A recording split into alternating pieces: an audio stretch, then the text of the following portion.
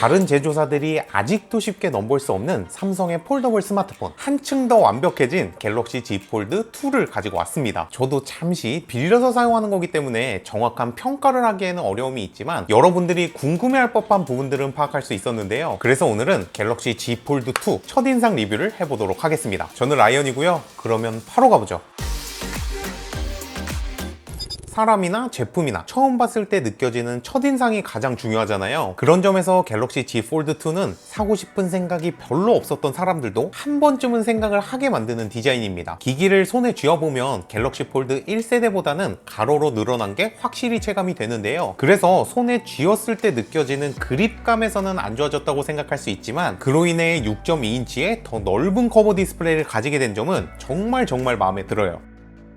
1세대와 비교해보면 정말 뭐라 그럴까, 이 막혔던 속이 빵 뚫리는 전면 디스플레이예요. 측면부는 브러쉬 라인을 넣은 마감으로 조금 더 차분해진 디자인을 볼 수 있고, 후면은 노트 20 울트라보다는 작지만 노트 20보다는 솟아있는 카툭띠를 가지고 있습니다. 그래서 노트 20 울트라보다는 확실히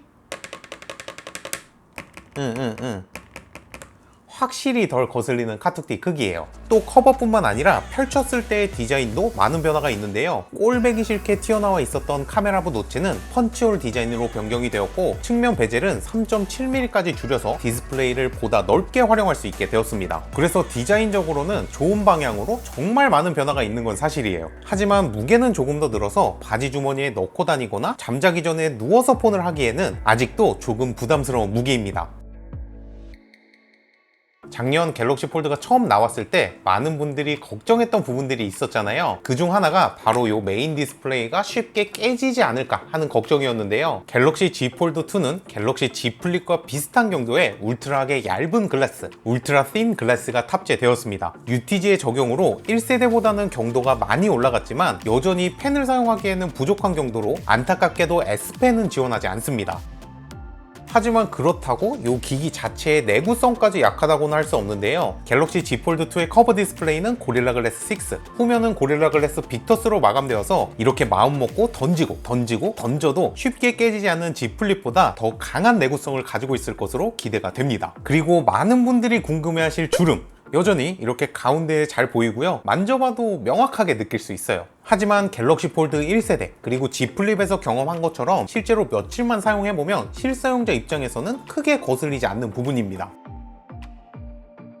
갤럭시 Z 폴드 2의 커버 디스플레이는 25대 9 비율과 60Hz의 고정 주사율을 가진 6.2인치 아몰레드 디스플레이가 탑재되었습니다. 그래서 일반적인 유튜브를 시청할 때는 4.5인치, 영화를 볼 때는 5.2인치의 화면을 활용할 수 있고요. 아무래도 세로로 길쭉한 화면을 가지고 있기 때문에 영상을 시청하는 용도로 사용하기보다는 카톡이나 인스타, 메시지, 그리고 간단한 웹서핑을 하기에 좋은 비율이었습니다.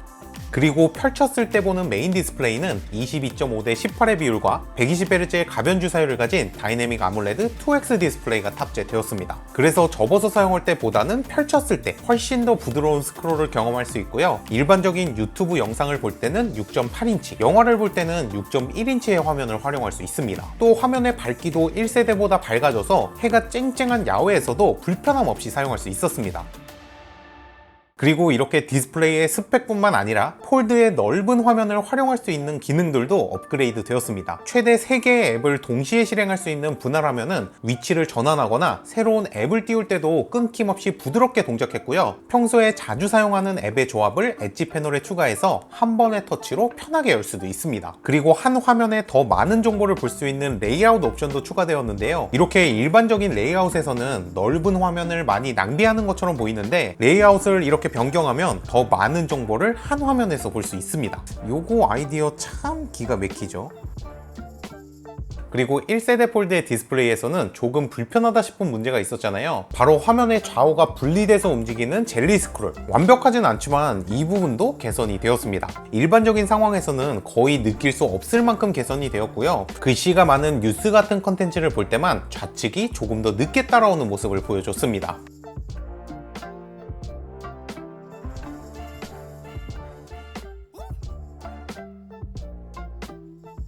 그리고 탭 S7 플러스에서 문제가 특히 심각한 녹조 현상도 확인을 해봤는데요. OLED 디스플레이의 특성상 녹조가 아예 없다고는 이야기할 수 없지만 탭 S7 플러스처럼 심각해 보이는 녹조 현상을 눈으로 확인할 수는 없었습니다.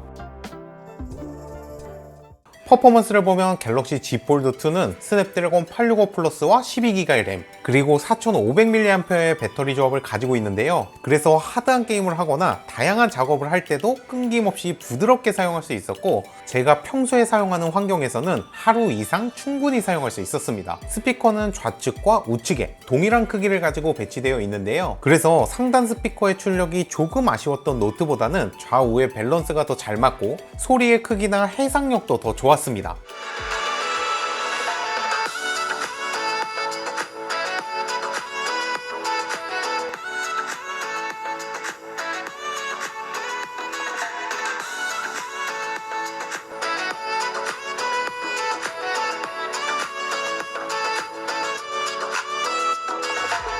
하지만 이렇게 스피커가 커버 디스플레이 쪽에 위치해 있기 때문에 영상을 시청할 때 걸리적거리는 카툭티 부분을 이렇게 밑으로 잡아야 스피커를 막지 않고 소리를 들을 수 있어요.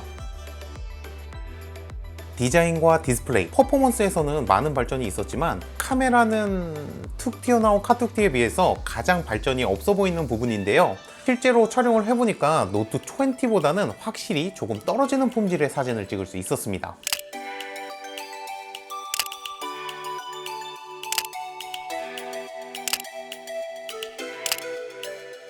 하지만 사진을 스마트폰에서만 보는 저 같은 일반인은 사진의 아주 디테일한 품질보다는 넓은 화면에서 사진을 검색하고 또 볼 수 있다는 점이 더 큰 장점으로 느껴졌고요. 플렉스 모드를 활용해서 삼각대 없이 거치를 하거나 후면 카메라를 활용해서 더 선명한 셀카를 찍거나 다양한 앵글로 창의적인 촬영을 할 수 있다는 점은 일반적인 스마트폰 폼팩터에서는 느낄 수 없는 Z 폴드2만의 강점으로 느껴졌습니다. 그래서 여기까지 영상을 보고 난 사야겠다 라는 분들은 SK텔레콤 T-다이렉트 입고 알림 이벤트에 참여하면 빠른 배송과 함께 다양한 경품까지 받을 수 있는 기회가 있으니까 요거는 일단 참여해보는 것도 좋겠죠.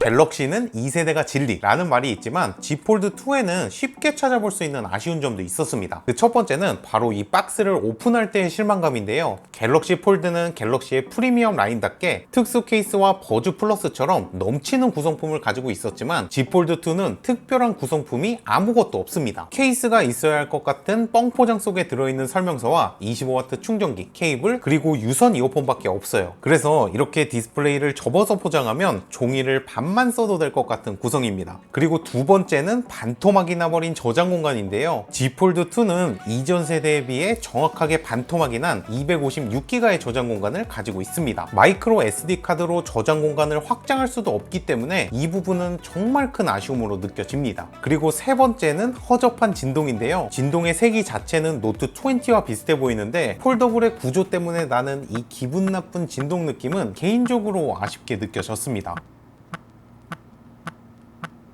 지루해진 스마트폰 시장에서 다시 가슴을 뛰게 만들어주는 폴더블 스마트폰, 그 중에서 가장 완성도 높은 삼성의 Z 폴드2, 여러분들은 어떻게 생각하시나요? 여러분들의 모든 의견은 댓글로 남겨주시고요. 저는 다음 시간에 다시 돌아오도록 하겠습니다.